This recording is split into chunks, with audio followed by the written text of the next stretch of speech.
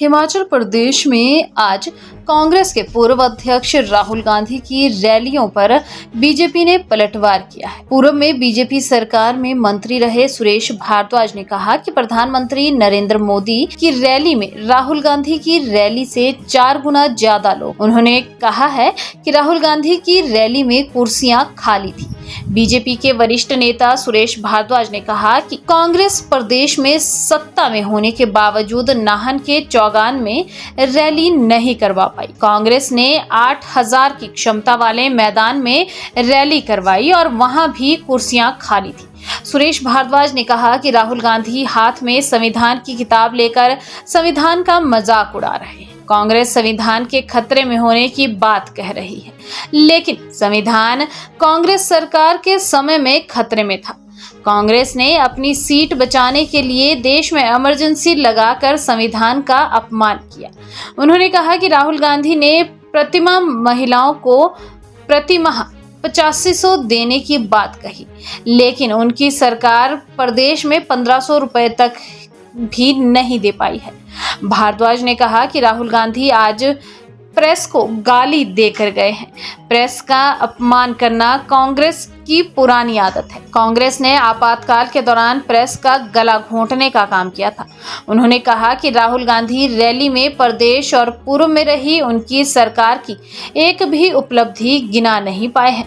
आदरणीय राहुल गांधी जी की जो जनसभा हुई है हिमाचल प्रदेश के नाहन में, यहाँ नरेंद्र मोदी जी ने भी सभा की जिस शहर में, लेकिन जिस ग्राउंड में नरेंद्र मोदी जी ने सभा की, उस ग्राउंड में सभा करने की हिम्मत तक हिमाचल प्रदेश के कांग्रेस जन नहीं कर रहे। उन्होंने नाहन के एक बहुत छोटे से ग्राउंड जिसकी कैपेसिटी केवल 8000 है, ये भी मैं एक्सेजरेटेड बता रहा हूँ, और उसमें भी अधिकांश कुर्सियां खाली पड़ी थी। और ये उस प्रदेश में सभा हो रही है जिसमें कांग्रेस की आज सरकार है।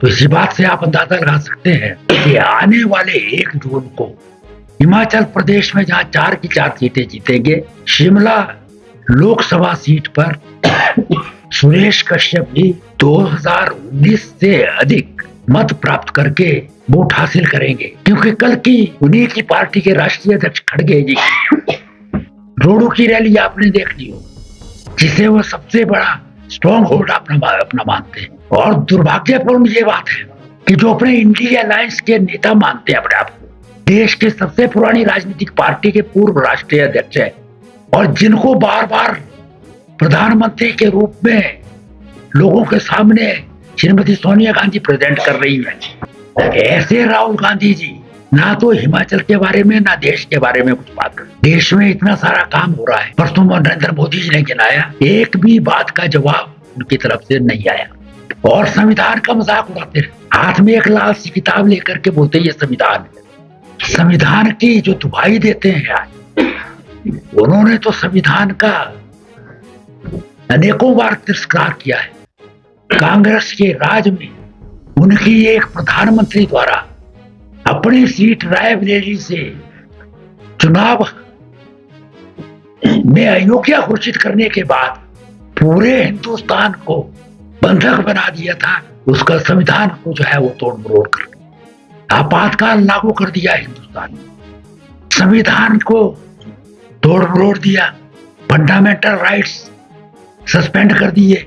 और आज भी जो मेरी सूचना है, मीडिया के खिलाफ राहुल गांधी बोले हैं, क्योंकि ये आदत है उनकी, उनके परिवार की, उनकी पार्टी की। इमरजेंसी में जिस प्रकार से उन्होंने प्रेस का गला घोंट दिया था, जिस तरह से अंग्रेजों के टाइम रॉलेट एक्ट बना था, उसके अंदर प्रेस को जो है वो समाप्त कर दिया गया था, उसी तरह कांग्रेस के राज में इमरजेंसी में 1975 में सेंसरशिप लगा करके प्रेस का गला घोटा गया था।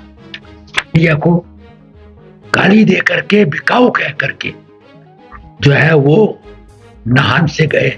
ना तो कोई अपनी उपलब्धि बताई, ना कोई एनडीए सरकार की उपलब्धि के ऊपर कुछ बोल सके। एक घोषणा करके गए हैं कि हर महिला को 8500 रुपए प्रति माह देंगे। अब आप लोगों को तो पता है हिमाचल प्रदेश में क्या हल्का जो उनकी मीडिया की प्रवक्ता थी वो हिमाचल में घूमती रही। प्रियंका गांधी खुद सोलन में आई।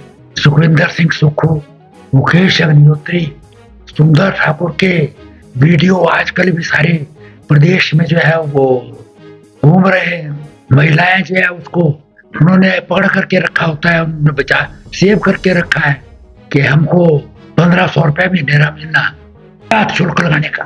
WTO वर्ल्ड ट्रेड ऑर्गेनाइजेशन की जो ट्रीटी साइन हुई है वो यूपीए की सरकार के दौरान, उसकी नेगोशिएशन में कांग्रेस के मंत्री ही जाया करते थे, उन्हीं के प्रधानमंत्री। और जब ये साइन हुई, इसको साइन करने वाले दुर्भाग्यवश हिमाचल प्रदेश में रहते रहे हैं, आज चुनाव लड़ रहे हैं कांग्रेस से। Anand Sharma commerce minister, industry minister के रूप में दस्तखत करके आए। उन्होंने दस्तखत किए हुए हैं कि 50% कस्टम ड्यूटी तक जो है वो लगाई जा सकती है, उससे ऊपर नहीं लगाई जा सकेगी। ये 50% भी बीजेपी ने की है, नहीं तो इनके यहाँ तो पूरा 100% जो है वो बिना कस्टम ड्यूटी के था। बिना कस्टम ड्यूटी के सारा आ जाता, हिमाचल प्रदेश का सेब कहीं ना जाता।